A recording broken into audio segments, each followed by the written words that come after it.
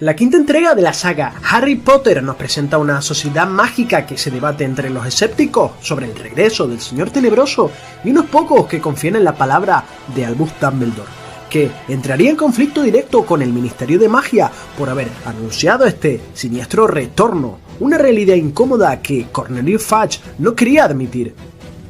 Ante la oposición del ministerio, Dumbledore decide contactar con antiguos y nuevos aliados para refundar una sociedad secreta que llevaba guardando durante 15 años el regreso de Lord Voldemort.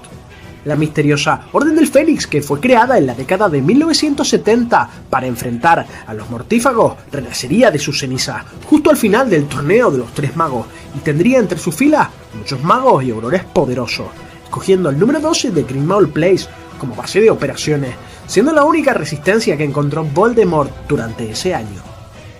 En la quinta entrega de la saga, por tanto, se nos presentan muchos personajes nuevos, algunos villanos a los que odiaremos tanto o más que al propio Voldemort, nuevas alianzas que durarán toda la vida y un objeto mágico que, en caso de caer en manos equivocadas, decantaría definitivamente la guerra a favor del Señor Tenebroso.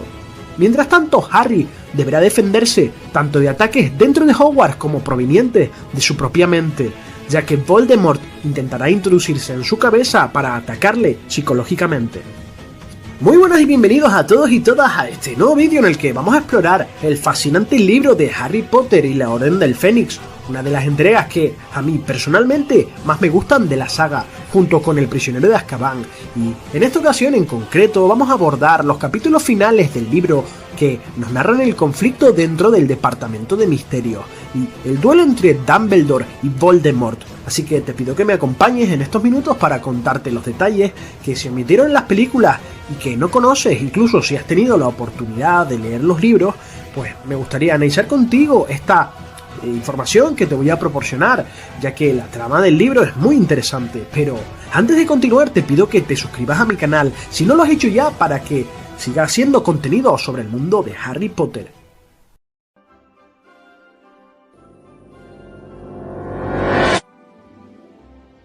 En anteriores entregas, la trama de la historia giraría en torno a un objeto mágico, tal y como ocurriría con la Piedra Filosofal o el Cáliz de Fuego. Pues en esta entrega hay una extraña profecía que será la clave para que Voldemort obtuviera el poder definitivo, que sería el conocimiento total sobre la única persona que podría derrotarle. Una información que en su momento no pudo obtener totalmente, solo lo suficiente como para saber que tenía que eliminar al pequeño Harry Potter. Pero esta información incompleta será la ventaja definitiva que le permitirá más adelante a Harry y a sus amigos derrotar al Señor Tenebroso.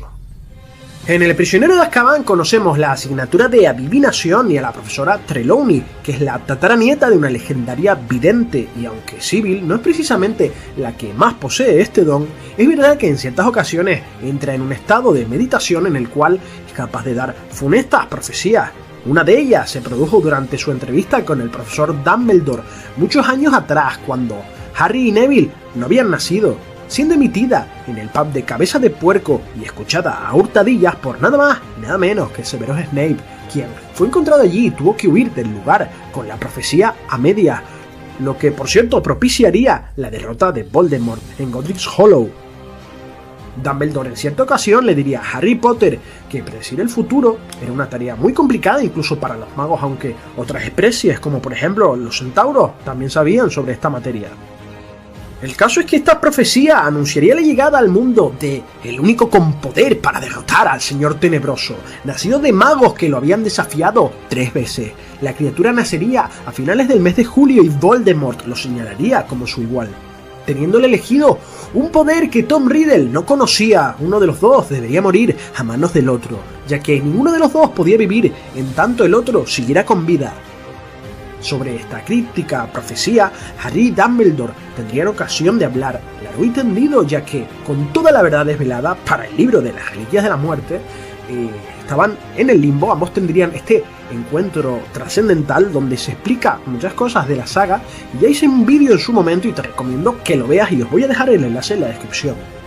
El caso es que tras una serie de engaños, Voldemort conseguiría traer a Harry Potter y sus amigos al Departamento de Misterio para un rescate heroico a Sirius Black, tratándose evidentemente de una farsa para que Harry pues tomara la profecía, ya que el cobarde de Voldemort no quería personarse en el Ministerio de Magia, algo que, por cierto, tuvo que hacer tarde o temprano muy a su pesar, ya que revelaría su presencia a los miembros del Ministerio y tendría que adelantar por tanto sus planes.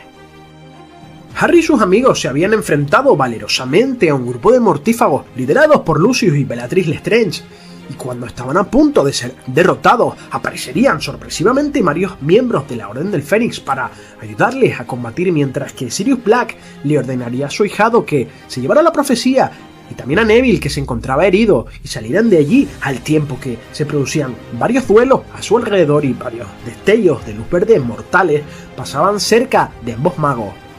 Bellatrix y Sirius se enzarzaban en un combate al tiempo que, por un descuido de Neville Longbottom, la profecía caería al suelo y se rompería. Pero en ese instante Dumbledore aparecería en el ministerio con la varita en alto y lleno de cólera ante el terror de todos los mortífagos, que gritaron pidiendo ayuda y se dirigieron hacia el anciano director para detenerlo, pero él los derrotaría con una extrema facilidad a todos ellos.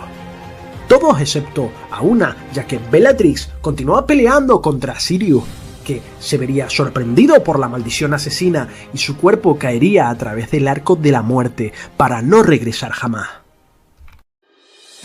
Harry estallaría de furia y sería detenido momentáneamente por Remus Lupin, pero se escaparía de él e iría detrás de Bellatrix, realizando la maldición Cruciatus contra ella. Pero la bruja se defendería, declarándose la más leal servidora del Señor Tenebroso, y le ordenaría a Harry que le entregara la profecía, pero Harry le diría que ya no la tenía porque se le había roto, y que Voldemort no estaría contento con ella por haberlo permitido, y pensando que Harry le mentía, utilizaría el encantamiento convocador Accio para cogerla, sin éxito, y entonces Bella entraría en pánico al sentir la presencia del Señor Tenebroso acercándose al departamento de misterio. Harry, por su parte, se reiría de ella por fracasar, aunque sentía un dolor en la cicatriz mucho más intenso que nunca, y Voldemort emergería de entre las sombras preguntándole a Harry Potter si de verdad había roto su profecía. Bellatrix le suplicaba a Voldemort su perdón, pero él la mandaría callar diciendo que no había venido al ministerio para escuchar sus patéticas disculpas, que ya la castigaría más adelante, y dirigiendo su varita hacia Harry Potter le lanzaría un Avada Kedavra. Pero entonces un mago utilizaría el Piertotum Locomotor y le daría vida a una estatua dorada de un mago sin cabeza y se interpondría entre ambos y recibiría el impacto, salvando a Harry. Voldemort miraría a su alrededor buscando saber quién se había atrevido a interponerse entre sus planes, y ante su sorpresa vio a Dumbledore, el único mago al que alguna vez temió. El Señor Tenebroso alzaría su varita de nuevo, expulsando la maldición asesina que esquivaría a Dumbledore con un movimiento de su capa, apareciendo justo detrás de él, y entonces Albus le daría vida a las otras estatuas que quedaban en la fuente de los hermanos mágicos. Una atacaría a Bellatrix, que huiría aterrada ya que sus hechizos rebotaban en la estatua, mientras otras atacaban a Voldemort al tiempo que otra estatua protegía a Harry. Pero Voldemort se desapareció, y entonces Dumbledore nombraría a Tom Riddle por su nombre y le dijo que había sido un estúpido al venir al ministerio, que los aurores estaban de camino, pero Voldemort dijo que cuando ellos llegasen Dumbledore estaría muerto, y le lanzó nuevamente la maldición asesina que, por supuesto, Albus volvería a esquivar, poniéndose en serio y contraatacando, y fue tal la potencia del hechizo que, incluso Harry, que estaba protegido por una gran estatua, sintió el verdadero terror. La varita de Sauco de Dumbledore lanzaría un potente rayo que, en esta ocasión, Voldemort tuvo que crear un escudo de plata con el que lograría desviar el hechizo con gran dificultad, estremeciendo por tanto toda la sala con un gran estruendo. Le diría a Albus si su intención acaso no era matarle, burlándose de que estuviera por encima de la crueldad, mientras que el director le respondería que ambos conocían muchas formas de destruir a un hombre, y ambos magos caminarían en círculo desafiándose con la mirada. Dumbledore, que seguía nombrando a Voldemort por su nombre, confesaría que quitarle la vida no sería suficiente para satisfacerle, y los dos tendrían ahora una discusión sobre si había algo que era peor que la muerte. Pero Albus le dijo que se equivocaba, mientras caminaba tranquilamente hacia Voldemort, totalmente expuesto y desprotegido, señalándole al Señor Tenebroso que su incapacidad para comprender ciertas cosas era precisamente su mayor debilidad. En esta provocación Voldemort volvería a lanzar Avada Kedavra, que sería bloqueado, esta vez por otra estatua, y en respuesta Dumbledore conjuraría un látigo lleno de llamas que envolverían al Señor Tenebroso, que se vería atrapado por un momento, y Harry pensaría que el director había ganado, pero aquella línea de fuego conjurada por Dumbledore se transformó de improviso en una serpiente ardiente que atacaría a Albus, mientras que Voldemort se trasladaba justo detrás del director, que en este momento se encontraba atrapado entre dos frentes, defenderse de la serpiente de fuego y de una maldición asesina a la vez. Aquel parecía el fin de Dumbledore, pero de repente Fawkes descendería en picado para proteger a su dueño, tragándose el destello de luz verde y estallando en llamas, al tiempo que la serpiente se desvanecía por un hechizo, y con otro giro de su varita, Dumbledore haría que el agua de la fuente envolviera a Voldemort en una gran esfera que inmediatamente cayó al suelo con gran violencia. Bellatrix gritaría pensando que su amo estaba derrotado, pero Harry sintió un tremendo dolor en su cicatriz, y Harry en su interior rogaría para terminar con ese dolor, y que, una vez acabado, él y Sirius volverían a reunirse. Sin embargo, el dolor terminó de golpe, y Harry poco a poco comenzó a levantarse del suelo, mientras muchas voces se acercaban, encontrando a Dumbledore delante de él y preguntándose a dónde había ido Voldemort. El atrio del ministerio comenzaba a llenarse de gente. El ministro de magia Fudge aparecía junto con los aurores y gritaban al haber visto al señor Tenebroso allí en persona, que había agarrado a Bellatrix y había huido del lugar tras haber sido derrotado.